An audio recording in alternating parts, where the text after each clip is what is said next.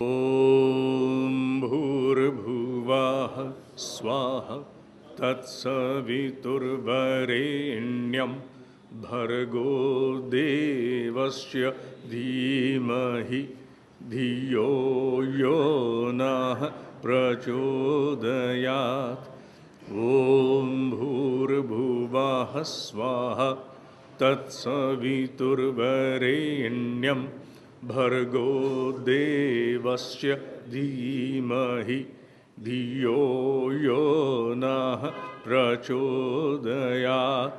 ॐ भूर्भुवः स्वः तत्सवितुर्वरेण्यं भर्गो देवस्य धीमहि धियो यो नः प्रचोदयात्। ओम। उपासना, साधना, आराधना, क्या ये तीनों एक हैं? और दूसरी बात, मुझे इनसे लेना देना क्या है? इस विषय को विशेष रूप से मैंने प्रत्येक उस युवा मानस के लिए लिया है जो अध्यात्म को अफीम की गोली मानता है और ये कहकर के अध्यात्म से किनारा करता है कि मेरी अभी आयु नहीं हुई। जो लोग अध्यात्म के विषय को, धर्म नहीं, मैं मूलतः भेद कर दूं, धर्म अध्यात्म भिन्न है। अध्यात्म विशुद्ध विज्ञान है, चेतना का विज्ञान है। जो लोग अध्यात्म से ये कहकर किनारा करते हैं कि हमारी आयु नहीं हुई, वो बहुत बड़ी चूक कर जाते हैं कि जिस आयु में अध्यात्म को अपनाना चाहिए वो युवा है। क्योंकि ज्यों ज्यों आयु बढ़ती है, क्षमताएं भीतर की क्षीण होती हैं, वो आयु अध्यात्म की दृष्टि से उपयुक्त नहीं होती। जितनी प्रगति, जितना विकास मनुष्य अध्यात्म युवावस्था में कर सकता है, उतना वृद्धावस्था में संभव नहीं है। एक बहुत बड़ी भ्रांति है ये, इट्स अ ग्रेट मिथ कि अध्यात्म वो विषय है जिसे 65-70 साल के बाद जब और कुछ करने को ना बचे, मनुष्य अपने आप को पूर्ण निठल्ला मान ले तो फिर अध्यात्म में चले जाना चाहिए। ये बहुत बड़ी भ्रांति है। ये ठीक उसी प्रकार है कि मनुष्य ये कह ले कि जीवन जीने की जितनी कला है वो सारा जीवन जीने के बाद सीखनी चाहिए। जब जीवन बीत गया, थोड़ा शेष बचा, तो चलो जीवन जीने की कला सीख लेते हैं। उपासना, साधना और आराधना, मूलतः लोग इन तीनों को एक ही मानते हैं, एक ही रूप में इनका स्वीकार करते हैं और धर्म की दृष्टि से ही इसका अवलोकन करते हैं। जबकि जीवन निर्माण की बहुत बड़ी प्रक्रिया है। इसके एक एक कण में अध्यात्म विज्ञान समाया हुआ है। उपासना शब्द का सीधा साधा अर्थ है पास बैठना, छोटा आसन लेके पास बैठना। उप आसन, उपराष्ट्रपति, उपकुलपति, उप आसन, छोटा आसन लेके पास बैठना।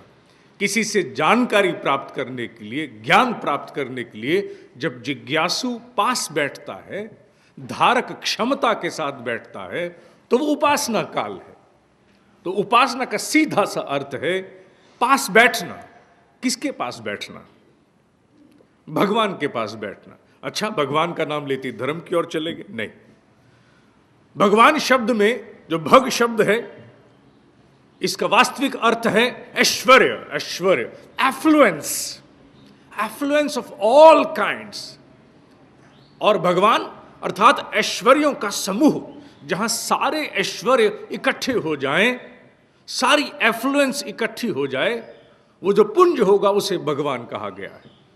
ये ठीक है, हम धर्म की दृष्टि से उसे किसी प्रतिमा तक सीमित कर देते हैं, आदि आदि, लेकिन वास्तविक अभिप्राय ऋषि का इतना छोटा नहीं था। ऋषि इतना छोटा नहीं होता। ऋषि बहुत विस्तार की बात करता है। समूचे समूचे जगत के समूचे जितने भी ऐश्वर्य हैं, चाहे वो दैहिक, चाहे वो दैविक, चाहे वो भौतिक किसी दृष्टि के भी ऐश्वर्य क्यों ना हो, जहां वो सब इकट्ठे हो जाएं, वो भगवान है। तो ऐसे समूह के पास बैठना उपासना है। सर्दियां आ गई हैं, हम सूर्य का सानिध्य चाहते हैं। जब सूर्य का सानिध्य मिलता है तो ऊष्मा आती है, गर्मी लगती है, अच्छा लगता है, we feel good, we feel energized. क्या हुआ? हमने सूर्य की उपासना की, उसके पास कुछ देर बैठे, उसके सानिध्य में बैठे, उसकी ऊष्मा का लाभ हमने प्राप्त किया। जब सूर्य के पास बैठने से वो ऊष्मा प्राप्त होती है, तो जो ऐश्वर्यों का समूह है, जिसमें समूचे ऐश्वर्य समाये हुए हैं, जब हम उसके पास बैठते हैं तो क्या होता है?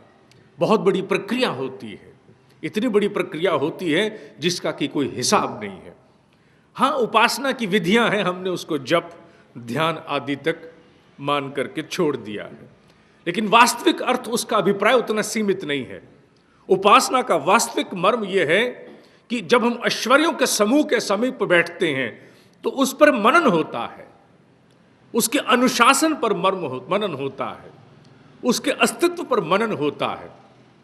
विशेष रूप से मैं यहाँ पर, क्योंकि ये सारे विषय मेरे ऋषि थे प्रेरित हैं, तो गायत्री मंत्र की मैं अक्सर यहाँ चर्चा करता रहता हूँ। गायत्री मंत्र क्या है? व्हाट इज गायत्री मंत्र? महामंत्र क्यों कहा गया? वेद माता क्यों कहा गया? वाई?